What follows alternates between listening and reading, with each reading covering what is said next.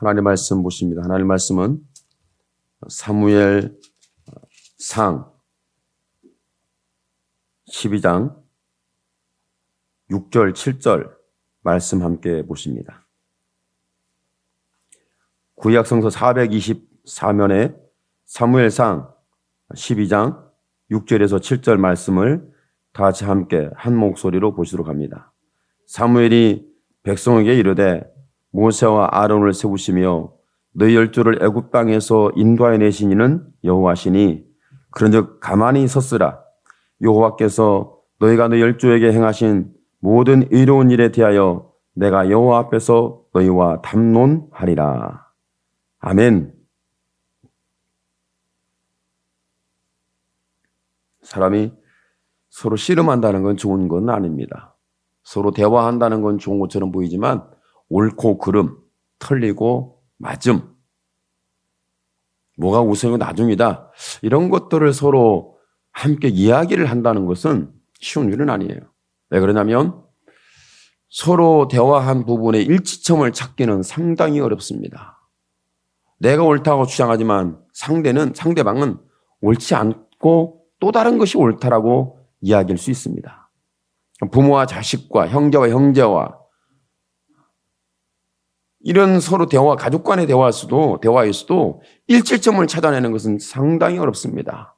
어렸을 때야 부모들이 자녀들에게 내 이놈 하면 끝났어요. 그런데 성장했을 때 내 이놈 그러면 그것을 받아들일 만한 상태가 아니죠. 성장했죠. 이제 이론도 있어요. 삶에 대해 바라보는 시각도 있어요. 들으면 압니다. 얼마나 어리석고 무지하다는 것을. 요즘 젊은 세대들은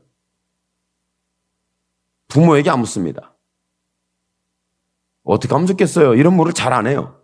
어디다 물어보냐면 구글에가 물어봐. 다 대답해줘. 법이 뭔지, 어떤 법에서 어떤 법의 용어가 뭔지.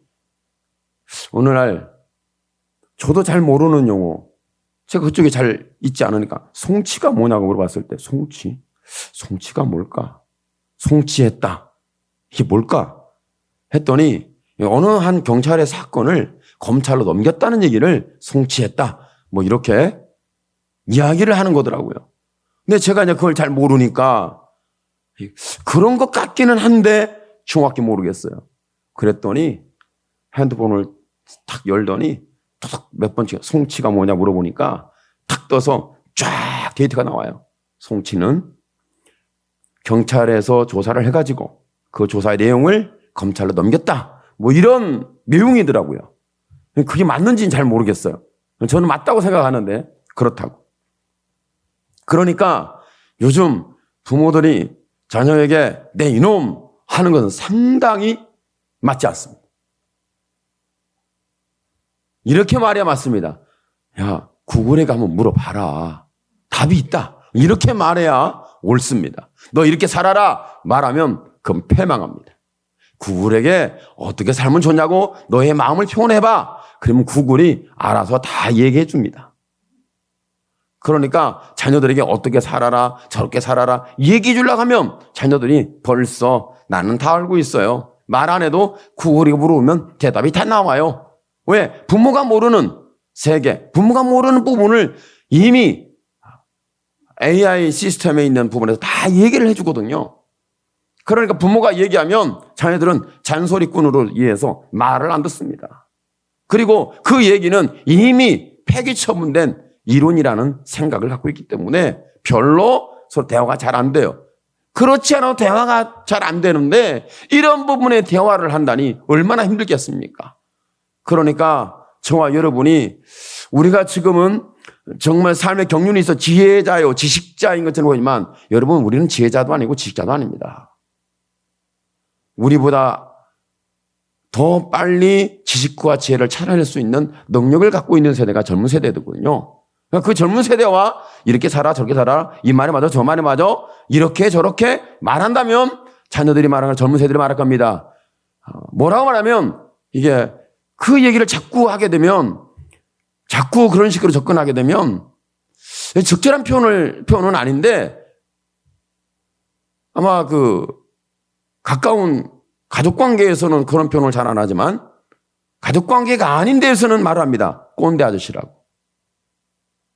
그러니까 여러분이 잘못 얘기했다가는 세상에서 폐기 처분시켜야 할, 버림받아야 할 존재로 오해를 받을 수 있기 때문에 여러분이 말을 아끼는 것이 굉장히 중요합니다. 그런데 오늘 말씀 속에 보니까 사무엘이 백성에게 대해 백성이 말하는 거예요. 모세와 아론을 세우시며 너희 열조를 애굽 땅에서 인도하내신 여호와 이신 이는 여호와시니 그러나 가만히 있었어라. 가만히 있어라. 지금 사울 왕을 세워놓고 하는 말이 너희는 지금 그러니까 사무엘이 자기 개인의 신앙을 얘기해놓고 나는 이런 신앙으로 살았다. 나는 누구 뇌물을 받은 적도 없고 누구를 내가 거짓말한 적도 없고 속인 적도 없고 누구를 빼앗은 적도 없다. 있으면 증언해라.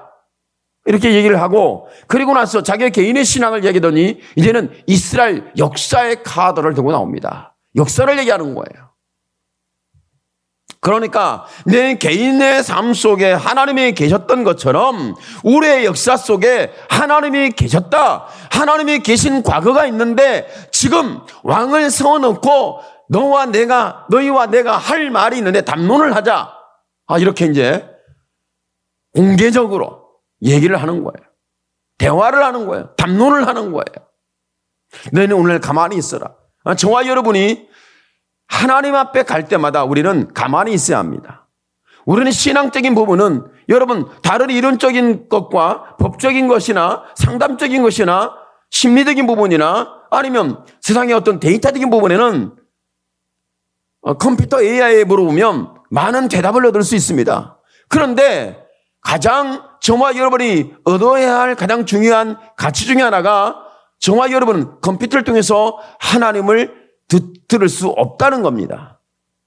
아무리 저와 여러분이 과학이 발달해도 과학에서 하나님을 찾을 수가 없거든요. 과학에서 하나님을 말해 주지 않습니다. 과학이 아무리 최첨단을 날려서 굉장한 지혜와 지식을 찾아낼 수 있다 할지라도 하나님을 찾아낼 수는 없거든요. 다른 영역은 다 됩니다.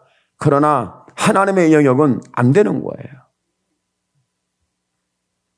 신앙적인 영역은 우리가 전달하는 매체는 될 수 있지만 지혜와 지식과 신에 대하여 하나님에 대하여 나의 하나님에 대하여 나의 구원자에 대해서 십자가 필린 예수님에 대하여 내가 인격적으로 그리고 관계적으로 연결시켜서 반응할 수 있는 은혜는 컴퓨터에서 되지 않습니다. 시스템으로 되지 않습니다. 저와 여러분은 이 부분에 대하여 오늘 담론해야 할 부분이 이 부분인 것입니다. 여러분의 개인적 신앙이나 아니면 지금 현재 역사 속에서 하나님이 어떻게 활동하시는지 왕을 세우는 문제에 대해서 그들은 끊임없이 왕을 구했던 것은 현실적으로 맞는 얘기입니다. 왜냐하면 주변에 왕들이 있으니까 힘이 있고 막강하고 뭔가 발전을 이루고 대단한 역사를 이루고 있기 때문에 이스라엘은 계속해서 뒤에 처지고 있는 역사적으로나 기술적으로나 정치적으로나 군사적으로나 경제적으로나 계속 뒤에 처지는 거예요. 그러니까 왕이 필요한 거죠. 리더자가 필요한 거예요. 누가 이끌어갈 것이냐. 주변에 보니까 왕들이 있는 나라들은 힘이 있고 경제력은 탄탄해지고 뭔가 본받아야 할 것 같은 그런 부분들이 많이 있었던 거죠. 그러니까 왕이 있으면 우리도 좋겠다. 그래서 왕을 구한 거예요. 왕을 구했는데 그래서 사무엘은 백성에 말합니다. 모세와 아론을 보내신 하나님, 너희 열조를 애굽에 출애굽을 시키신 하나님, 그분이 여호와 하나님이시다. 그 하나님 앞에 너희는 가만히 있어라. 그러면서 너희와 너희 열조에 행하신 모든 이로운 일에 대하여 내가 여호와 하나님 앞에서 너희와 담론하리라. 이렇게 말씀하고 있죠. 오늘 저와 여러분의 신앙 속에서 그렇습니다. 뛰어난 왕이 필요할 수 있습니다. 리더가 필요할 수 있습니다. 나를 누가 리더해 줄 수 있을까? 누가 우리의 삶에, 우리 공동체에, 우리의 조직에, 우리의 삶에, 우리의 관계 속에서 가족 공동체가 되었던, 직장 공동체가 되었던, 교회 공동체가 되었던 간에 누군가가 좀 뛰어나고 남다르고 리더십이 강한, 뭔가 많은 지식을 축적하고 지혜가 있고 우리를 이끌어줄 만한 그런 대단한 리더가 있었으면 좋겠다, 이런 생각을 하게 되는 거죠. 그런데 하나님 말씀합니다. 과거의 역사를 보라. 여러분이 과거를 한번 돌이켜 보십시오. 여러분, 과거는 하나님이 여러분의 삶을 주도하셨고 죄와 사망에서 출애굽을 시켰는지, 여러분, 우리는 과거를 봐야 합니다. 여러분의 삶에 과거에 그렇게 죄를 짓고 파멸하는 세상의 노예가 되어서 악습을 하고 악순환되었던 이런 파멸적인 죄악에 대하여 우리가 끊어냈는지 살펴봐야 되는 거예요. 끊어냈으면 내 힘과 내 의지와 내 노력으로 꺼내는 건지, 아니면 하나님의 은혜로 꺼내는 건지, 오늘날 저와 여러분 가만히 있어서 하나님의 행한 과거의 행적을 살펴볼 의향은 없습니까? 오늘 살펴봐야 합니다. 여러분, 인간이, 우리의 마음이, 우리의 삶이 의지력과 노력과 결단을 통해서 그 패식적이고 그 죄악적이고 파멸적이고 심판적이고 저주적인 상황에서 우리는 출애굽을 해야 되는데, 이 상황에서 내가 내 지식과 내 지혜와 내 노력과 내 힘과 의지적으로 그 죄와 삶에 빠져나왔는지 안 됩니다. 사람들은 다 노력해봐, 한번 행해봐, 결단해봐, 작정해봐 하면 할 수 있어 라고 얘기합니다. 물론 그런 모든 인간적인 신앙적 형태들이 필요합니다. 거기에서 하나님을 만날 수 있기 때문에 그렇죠. 하나님을 들을 수 있기 때문에 그렇죠. 하나님 관계가 회복될 수 있기 때문에 그렇죠. 그러나 중요한 것은 저와 여러분이 죄와 사망에서 그 파멸적 저주에서 지옥에 들어갈 심판의 역사 속에서 빠져나올 수 있는, 구원을 받을 수 있는, 내가 지켜질 수 있는 은혜는 내 힘과 의지로는 없었다는 거예요. 여러분의 삶의 경륜으로는 안 된다는 거죠. 여러분 지식활동으로 안 됐다는 거죠. 여러분 신앙생활을 하다 보면 저와 여러분에게 좀 더 힘이 있고 좀 더 능력 있고 좀 더 지혜 있고 좀 더 지식 있고 좀 더 리더십이 있는 존재, 내가 됐던 너가 됐던 우리가 됐던 이런 상황이 되기를 바라고 붙드는 역사가 일어나죠. 그런데 가만히 살펴보면, 과거를 보면 내가 죄에서 빠져나온 것이 내 의지가 아니었어요. 내 방법이 아니었어요. 성경의 믿음의 사람들을 보면 거의 하나님을 만났어요. 다 하나님을 안 만난 사람은 하나도 없어요. 하나님을 만납니다. 하나님을 만나고 하나님을 만난 사람들마다 이 격변하는 변화가 일어납니다. 격변하는 변화가 일어나요. 어떤 변화가 일어나냐면 자신들의 삶에 대하여 죄악이었구나, 파멸이다, 심판이다, 하나님을 떠났구나, 이걸 정확하게 인지하고 자기가 오열하면서 자기 수염을 뽑든지 머리를 쥐어뜯든지 죄를 무릅쓰든지 회개하고 돌아서는 역사가 일어났죠. 모든 성경의 인물들은 하나님 만나는 사람들마다 이런 신앙적 역사들이 다 있었습니다. 없는 사람은 단 한 명도 없습니다. 지금도 저와 여러분이 이런 죄와 사망에서 빠져나와야 우리의 삶이 자유함이 있습니다. 저와 여러분의 삶이 희망이 있습니다. 저와 여러분의 삶이 지켜질 수 있는 은혜가 있다는 거죠. 그런데 결코 저와 여러분 인생 가운데서 이런 세상의 과거로부터 있는 죄악의 끈을 끊지 못하고 악습을 끊지 못하고 이 저주를 끊지 못하고 저와 여러분은 끊임없이 그 저주의 소용돌이에서 헤매고 있고 방황하고 있고 그 죄와 사망의 저주를 붙들고 내일의 희망이라고 붙들고 사는 인생들이, 여러분 대부분의 사람들이 그렇게 살고 있다는 거예요. 썩고 부패할 육신의 것을 통하여 살고 있는 것이 여러분 삶의 현주소입니다. 이건 부인할 수가 없어요. 왜 그러냐면 오늘 말씀 속에서도 사무엘의 백성이 이르되 모세와 아론을 앞세우시며 너희 열조를 애굽 땅에서 인도하여 내신 이는 여호와시니, 하나님을 증거하고 있잖아요. 그러니까 저와는 과거에 하나님이 계셨다는 이 말이죠. 근데 계셨는데 하나님이 계셨구나 이런 말이 아니고 하나님이 계셨다 정확하게 얘기하면서 어떻게 계셨는지 설명하고 있지 않습니까? 오늘 저와 여러분이 하나님이 내 과거 속에 계셨어 했을 때 어떻게 계셨는지 설명이 가능한지, 하나님이 나의 하나님이라는 그 관계 속에서 내가 하나님을 이야기할 수 있는, 내가 하나님을 말할 수 있는 그런 근거, 그 이야기, 그 내용, 이것을 가지고 담론하자는 거예요. 내가 하나님을 만난 적도 없고 하나님을 안 적도 없고 하나님과 관계가, 하나님이 나를 붙잡았던 이런 과거에 나를 붙들고 이끌어 동행하셨던 그 하나님, 출애굽이라는 건 왕을 통해 출애굽을 하지 않았어요. 하나님이 왕을 통해 출애굽을 하지 않고 하나님께서 세우신, 보내신 사람, 믿음의 사람을 통해서 출애굽을 했어요. 모세와 아론이라고 오늘 사무엘은 말하고 있습니다. 만일 이스라엘이 왕을 세워가지고 야 우리 나가자 그러면 아마도 이스라엘 백성들은 하루아침에 제삿날이 됐을 겁니다. 다 죽었을 거예요. 바로에 의해서 다 죽어요. 끝난 거예요. 그러니까 저와 여러분, 이 아이러니한 역사, 출애굽을 할 수 없는 그런 상황에 대하여 성경은 말합니다. 누가 한 일이다? 하나님이 하신 일이다. 하나님이 직접 하실 수도 있지만 하나님이 부르신 사람, 하나님이 보내신 사람, 하나님이 사명을 준 사람, 하나님이 직분을 준 사람, 하나님이 쓰시는 사람, 하나님 동행하는 사람인 모세와 아론을 통해서 출애굽을 했다고 하나님은 정확하게 말씀을 통하여 담론해 주고 있습니다. 오늘 저와 여러분의 신앙생활 가운데 오늘 이 은혜가 다시 한번 회복되길 바랍니다. 내 과거의 삶 속에 하나님이 오셨고 그 애굽에서 노예 생활하다가 내 인생은 그렇게 살다 그렇게 끝나고 죽어서 심판받아 지옥 갈 건데 하나님이 나를 이끌어 주셨다.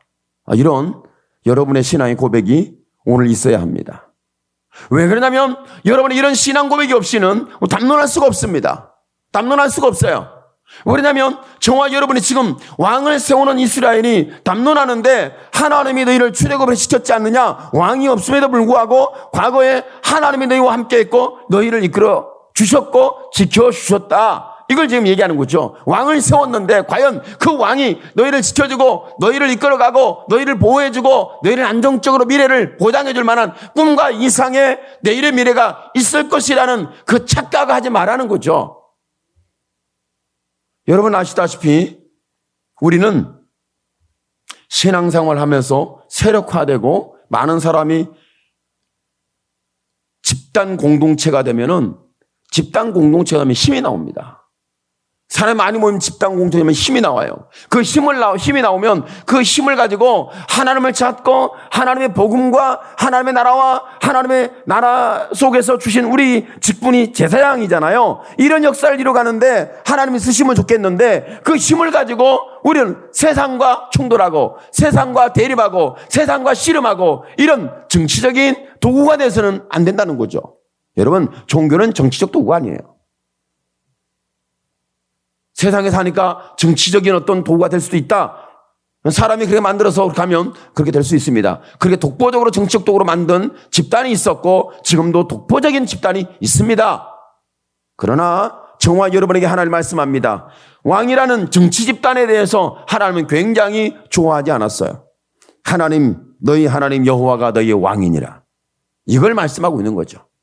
그러니까 저와 여러분을 이끌어가고 리더하고 우리를 주장하고 우리를 지키고 우리를 보호하고 우리가 동행하는 독보적인 나의 하나님이 계시는데 저와 여러분 무엇을 붙잡겠냐고 성경은 담론하자는 거예요. 하나님은 담론하자는 거예요. 그래서 오늘 7절의 말씀 속에 이렇게 말합니다. 그런즉 가만히 섰으라. 가만히 있으라. 너희가 말할 것을 말을 하지 마라. 너희 생각을 잠깐 멈춰라. 너희 계획과 목적을 좀 내려놔라. 가만히 있어라. 가만히 있어라. 여호와께서 너희와 너희 열조에게 행하신 모든 의로운 일에 대하여 내가 여호와 앞에서 너희와 담론하리라. 하나님 과거에서 행하신 일을 가지고 우리가 한번 얘기해보자. 그런 거죠. 그러니까 저와 여러분이 하나님께서 우리에게 오시면 말씀하기를 과거에 너의 힘과 너의 지혜와 너의 지식과 너의 능력을 가지고 살아왔는지 한번 살펴보자는 거예요. 하나님이 너와 함께 했고 하나님이 너희 하나님이셨지 않느냐? 여러분, 죄와 사망에서 우리가 깨끗이 씻어지고 우리의 신분이 하나님의 자녀가 되는 신분으로 달라졌어요. 우리는 마귀의 자녀였어요. 본질상 진노의 자녀. 우리는 마귀 자식. 이거 좀 언어 표현이 좀 안 이게 좀 오해가 될 수 있는데 우리는 마귀 새끼였어요. 너희 예비가 막이다. 예수님도 그렇게 좀 말씀하셨어요. 이스라엘 백성들한테. 여러분 조심해야 됩니다. 유대인들이 계시록에 보니까 유대인인데 자칭 유대인이라고 하면 유대인이 아니고 사탄의 회다. 뭐 이렇게 성경에 말씀하고 있거든요. 계시록에 사탄의 회다. 여러분 예수님이 오셔서 십자가 피 흘리고 죽으시고 부활하시는 이런 모든 상황 속에서 그런 아주 강력한 악의 도구로 쓰임받은 존재, 집단, 종교가 있는데 유대교였거든요. 유대교는 여러분 우리가 본받아야 할 종교가 아니에요. 유대교는 실패하고 넘어지고 예수를 못 봐 죽인 아주 파멸적인 악순환, 악습의 사건 속에 있는 거예요. 그러니까 그런 부분 속에 그 사람들이 뭐 교육이 뛰어나고 무엇이 어쩌고 막 유대인의 교육과 뭐 어쩌고 엄청 얘기하는데 여러분 귀를 기울여서는 안 됩니다. 저와 여러분 우리는 세상의 리더자가 되기 위해서 교육받는 게 아니라 우리는 하나님의 사람이 되기 위해서 하나님께 귀를 기울이는 거예요. 우리는 세상의 성공자가 되기 위해서 사는 게 아니고 우리는 하나님의 사람으로 세워지기 위해서 말씀에 귀를 기울이는 겁니다. 근데 성경을 보다 보니까 그렇구나. 마지막 교회에 이런 사탄의 회가 활동하고 있는데 보니까 뭐 이세벨도 나오고 니골라당도 나오고 발락도 나오고 그다음에 유대인도 나오고 거짓 선자도 나오고 다 나오더라고. 7교회에서 다 나와요. 이런 것들이. 이런 사탄의 세력이 나오는데 사탄의 세력이 보니까 표면적으로 봤을 때에 사탄의 세력이구나. 이렇게 분별할 수 있는 그런 상황도 있지만 그렇지 못한 상황도 있다는 사실에 대해서 여러분이 주의를 해야 할 부분이죠. 그러니까 예수님이 오셨을 때에 가장 예수님을 대적했던 세력이 유대교였다는 거에 대해서 의심할 수 없어요. 성경이 말씀하고 있으니까. 누가 예수님을 십자가에 못 박였죠? 유대교가. 그 사내들인 공회원들이. 제사장, 바리새인, 율법사, 서기관 뭐 이런 종교 지도자들이 예수님 십자가에 못 박아 죽였거든요. 재판도 하고 사람을 선동도 하고 이런 것이 있었거든요. 그러면 저와 여러분이 계시록이라는 부분을 마지막 세대에 일어날 일이다 뭐 이렇게 그쪽으로 너무 치우쳐서 보면 안 되는데 보니까 성경에 보니까 알파와 오메가 되신 하나님. 그죠? 처음과 나중이 되신 하나님. 시작과 끝이에요. 하나님이. 시작하신 이가 하나님이고 마치심도 하나님이다. 이렇게 말씀하고 있죠. 그러면 예수님이 복음으로 시작을 했는데 그 교회가 태동돼 시작할 때에 사도와 에르사람 교회를 핍박했고 잔멸했던 세력은 바로 유대교였거든요. 그래서 바리새인들이 등장하죠. 여러분 사도 바울, 사울이라는 사람이 등장할 때에 유대교가 교회를 잔멸했던 그런 핵심 세력이었죠. 그러면 그 유대교가 마지막에 그 역할을 할 것인가? 아니면 기독교가 그런 역할을 할 것인가? 의심스러워요. 아마도 기독교가 될 것 같아요. 기독교가 기독교를 핍박하는. 이단들이 잘 이걸 사용하는데 그런 거 달라요. 그거하고는 상당히 다릅니다. 그러니까 오늘 왕을 세워놓고 사무엘이 뭐라고 하는 거예요? 담론하자. 하나님 과거에 어떻게 하나님이셨는지. 출애굽을 시키시니까 왕이 아니었다. 하나님이었다. 지금 이방인들하고 뭐 학문적인 가치를 가지고 학술회를 하는 게 아니에요. 지금 신앙적인 부분에서 이야기하는 거거든요. 저와 여러분 우리는 학술적인 면에서 우리는 신앙을 적용하는 게 아니고 대립하는 게 아니에요. 씨름하는 게 아니에요. 우리는 우리의 믿음을 통하여 신앙적인 부분에서 접근하는 거죠. 그런데 여러분 오늘 말씀 속에서 죄를 지고 하나님을 떠나고 가만히 있어야 할 사람이 하나님을 모르는 사람이 아니라 하나님을 아는 이스라엘 백성들이었다는 사실에 대해서 우리는 주의 깊게 살펴봐야 합니다. 오늘 저와 여러분이 교회 밖에서 교회 안을 회파하는 것이 아니라 교회 안에서 교회를 회파하고 교회 안에서 서로가 씨름하고 대립하고 서로가 공멸하는 사건이 있다는 것에 대해서 우리는 의심할 수 없는 죄악을 우리는 현주에서 봐야 됩니다. 그러니까 저와 여러분 옳고 그름이 아니라 가만히 있어 과거에 하나님이 오셨고 행하셨던 구원에 대하여 살펴봐야 되는 거죠. 오늘 과거에 여러분이 하나님 만났던 걸 살펴보기를 축복합니다. 오늘 여러분 죄악에 있을 때, 파멸하고 있을 때에, 내가 절박할 때에, 내가 버림받았을 때에, 나는 죽을 수밖에 없을 때에, 나는 심판의 관역이 되었을 때, 그때 십자가 피임을 통해 어떻게 구원해냈는지 이 사실에 대하여 우리는 다시 한번 짚어봐야 되고 살펴봐도 연결해서 우리가 믿음으로 반응해야 될 은혜가 회복돼야 하는 거죠. 지금 저와 여러분이 이런 십자가에 피 흘린 예수에 대하여 이와 같이 말은 그럴싸하게 엄청나게 포장을 잘하는데, 여러분 우리를 죄와 사망에서 출애굽을 시킨 예수님의 십자가의 사건에 대하여 우리는 잘 살펴보지 않는 거죠. 어떻게 해야 숫자나 불리고, 어떻게 해야 돈이나 잘 벌고, 어떻게 해야 내 인생이 좀 바뀌고, 어떻게 해야 성공할까, 뭐 이런 정도의 아마 하나님의 말씀과 예수님의 십자가의 사건을 연결해서 육신 질병이나 좀 치료하는데 도움을 받을까, 기적이나 경험할까, 여기에다 연결해서 살아가는 사람들이 대다수라는 사실에 대해서 우리는 의심할 여지가 없어요. 여러분 마음도 그게 많잖아요. 저의 마음도 있고 여러분 마음도 있잖아요. 있어요, 없어요?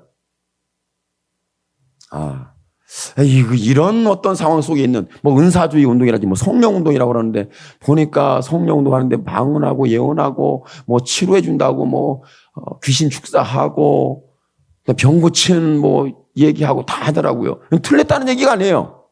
본질이 아니라는 얘기죠. 그런 현상은 파생돼 나타나는 현상이지 본질은 아니거든요. 그런데 예수님의 십자가 피 흘린 사건을 통해서 우리를 죄와 사망에서 건져냈죠. 그리고 예수님이 우리에게 왕관을 씌워놨어요.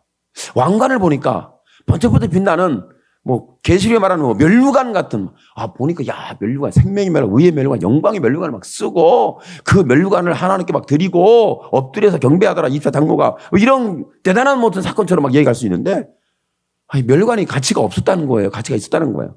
가장 가치 있는 걸 하나님께 드린다는 그런 어떤 의미도 있겠죠.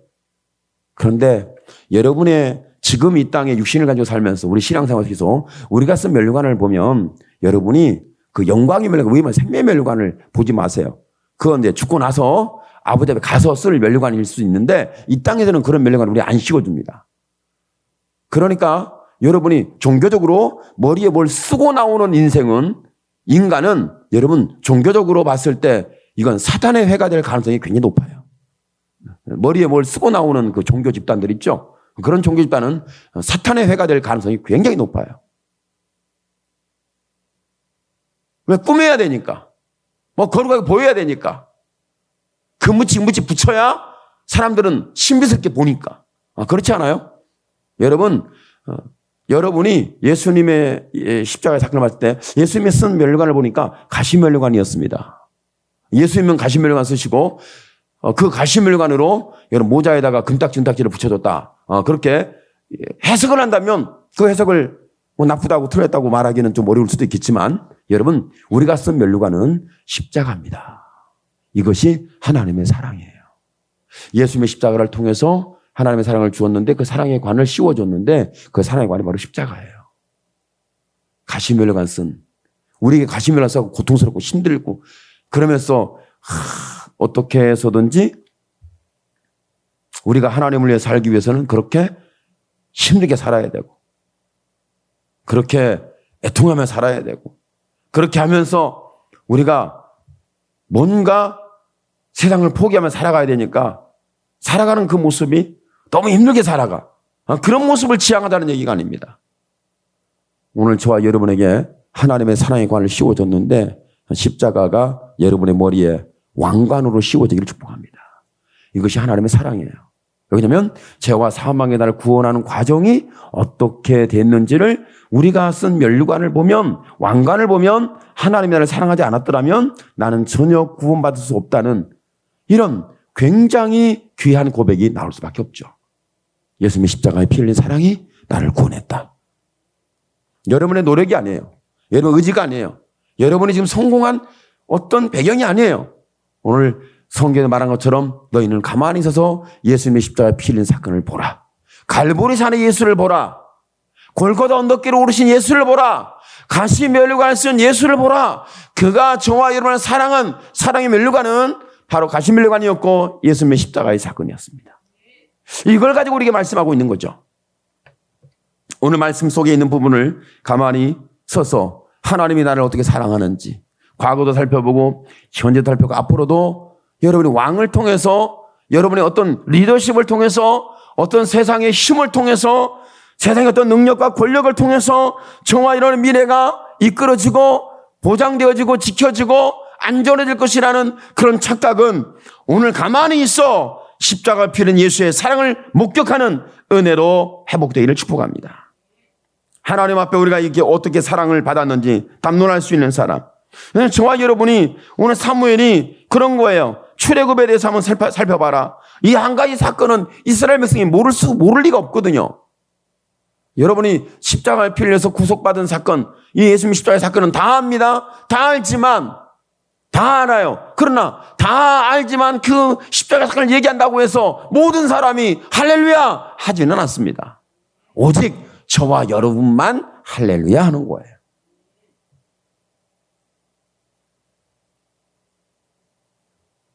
그러나 이스라엘 백성이 출애굽을 했던 것이 왕을 통해 출애굽한 게 아니다. 권력이 아니다. 창과 칼이 아니다.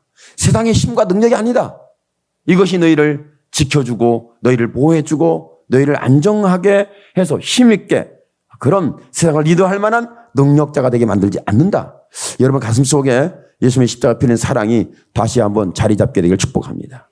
그래야 우리가 리더십을 발휘할 수가 있어요. 사랑이 리더십이 되는 거예요. 사랑이라는 것은 내가 먹을 것 주고 입을 것 주고 뭔가 좀 사람에게 베풀었다. 이거 리더십이다. 아니에요. 그거 리더십이 아니에요. 그런 건 다 할 수 있어요. 예수님 십자가 몰라도 여러분 빵 나눠주고 밥 나눠주고 죽 나눠주고 다 합니다. 그렇지 않아요? 예수님의 십자가 필린 사람들은 그 필린 은혜를 입은 그 사랑을 받은 사람들은 어떻게 합니까? 그보다 더 깊죠. 이건 저도 어떻게 표현이 좀 잘 안 되는 부분이지만 여러분 이 사랑이 나를 지켜줍니다. 예수님이 십자가 필리는 그 사랑이 나의 나됨을 확인시켜주죠. 사도 바울이 말했어요. 뭐라고 말하냐면 나는 예수님이 십자가밖에 자랑하지 않는다. 나 십자가를 알기로 작정했다. 사도 바울이 예수님의 십자가를 알기로 작정했고 예수님의 십자가만 자랑한다. 뭐 이런 얘기를 해요. 그리고 자기가 말하는 말의 능력으로 하지 않고 하나님의 능력은 예수님 십자가다. 이렇게 표현을 하죠. 그런 부분에 대해서 우리는 다시 한번 살펴봐야 되고 우리는 다시 한번 짚어봐야 되고 다시 한번 깊이 있게 은혜 속에 들어가야 합니다. 그러니까 가만히 있어라. 하나님께 담론할 때 저와 여러분 말하는 그 말소리는 결코 하나님의 마음을 감동시키지 못합니다. 하나님 앞에 가면 저와 여러분 가만히 있을 수밖에 없어요. 왜냐하면 그분이 베푼 사랑 앞에 나는 할 말이 없기 때문에 그렇습니다. 그러니까 오늘 사무엘은 너희는 하나님 앞에 할 말 없다. 왕을 세운 죄악에 대해서 할 말이 없다. 가만히 있어라. 그러면서 한 말이 여호와께 너희와 너 열조에게 행하신 모든 의로운 일에 대하여 내가 여호와 앞에서 너희와 담론하리라. 하나님 앞에 담론하자. 십자가 앞에서 저와 담론할 수 있는 예수님의 십자가의 사건 앞에서 우리가 한번 말을 한번 해보자고요. 여러분 서로 막 씨름하고 싸우고 혈기 부리다가 예수님 십자가가 등장한다면 그때 십자가 앞에 내가 침묵해다 가만히 있어야 된다. 그렇게 나의 모든 감정을 내려놓고 내 생각과 내 의지와 내 노력을 다 내려놓고 그 십자가에 필린 은혜가 내 마음을 주장하는 은혜 속에 들어갈 수 있는 사람이 과연 얼마나 있겠어요? 별로 없어요. 왜 그러냐면 일단 내가 큰 소리 쳐서 이기든 간에 아니면 힘으로 이기든 간에 뭘로든 간에 내가 이겨놔야 되거든. 아니 사람들이 대립하고 서로 그러면 그렇지 않습니까? 그런데 오늘 저와 여러분이 어쨌든 간에 왕을 세워놨던 과거에 말씀이 있었던 현재 우리가 하나님 앞에 있던 저와 여러분이 담론할 때는 가만히 있어 여호와 하나님 앞에 다 내려놓으라는 거예요.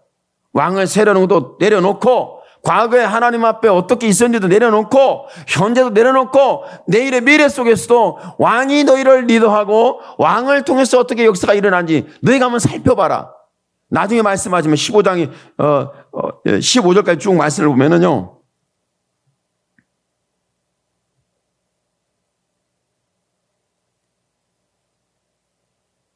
14절 15절 말씀을 한번 읽어볼 만해요. 14절 15절 읽습니다. 너희가 만일 여호와를 경외하여 그를 섬기며 그 목소리를 듣고 여호와의 명령을 거역하지 아니하며 또 너희와 너희를 다스리는 왕이 너희 하나님 여호와를 쫓으면 좋으리라마는 이 말씀이에요. 여호와 하나님을 믿으면 좋겠지만 그 말씀을 순종하면 좋겠지만 여호와를 쫓으면 좋겠지만 근데 15절 말씀이 아주 정확하게 말씀하고 있어요. 너희가 만일 여호와의 목소리를 듣지 아니하고 여호와의 명령을 거역하면 여호와의 손이 너희 열조를 치신 것 같이 너희를 치실 것이라. 하나님이 우리에게 다가오실 때 불쌍해서 긍휼히 여겨서 우리를 끌어안으려고 다가오시는 모습에 대한 십자가를 못 박힌 모습으로 오셔야 되는데 예수님이 검을 들고 오시면 말을 타고 검을 들고 오시면 감당 못합니다. 그렇지 않겠습니까? 오늘 저와 여러분에게 주신 말씀 속에 하나님 앞에 가만히 그러니까 너희가 세운 왕이 하나님 말씀에 귀를 기르고 순종하면 참 좋겠는데 그렇지 못한다면 어떻게 되겠느냐. 하나님이 너희를 과거에 너희 열조들에게 행했던 하나님이 너희를 치신 것 같이 그들을 치신 것처럼 너희가 하나님의 공격의 대상이 될 수 있다. 이 말씀을 하고 있죠. 그러니까 저와 여러분은 끊임없이 과거에 이런 출애굽의 은혜가 있었고 하나님이 가만히 있어라. 하나님께 담론하자. 한번 대화를 해보자. 서로 논리를 가지고 열어보자. 표현해봐라. 뭐 다 얘기할 수 있죠. 그런데 저와 여러분이 다른 말을 막 하다가도 예수님이 십자가 앞에 가면 우리의 모든 입이 닫혀지고 생각이 멈춰지고 계획이 무산되어지고 여러분이 행하고자 하는 모든 일들이 예수님 십자가 앞에 그대로 내려지는 역사가 일어나길 축복합니다. 여러분의 리더십까지라도 내려지기를 축복합니다. 여러분이 뭔가 힘이라고 생각했던 것도 포기되어지고 내려놓게 되기를 축복합니다. 그러면서 여러분이 다시 얘기해 주세요. 나를 이 사망의 음침한 골짜기에서 건지실 리가 예수 그리스도밖에 없고 이 죄와 사망에서 나를 씻겨주실 리가 예수밖에 없고 나를 용서하실 리가 예수밖에 없고 나를 구원하실 리가 예수밖에 없고 내가 붙들 수밖에 없는 붙들어야 하는 분이 예수밖에 없다는 십자가의 왕관이 나를 살리는 하나님의 사랑의 왕관으로 응답되어지기를 예수님의 이름으로 축원합니다. 아멘. 기도합니다. 주여 살아계신 하나님 은혜를 주신 걸 감사합니다. 하나님 영광을 받아 주옵소서. 너희는 가만히 있어라.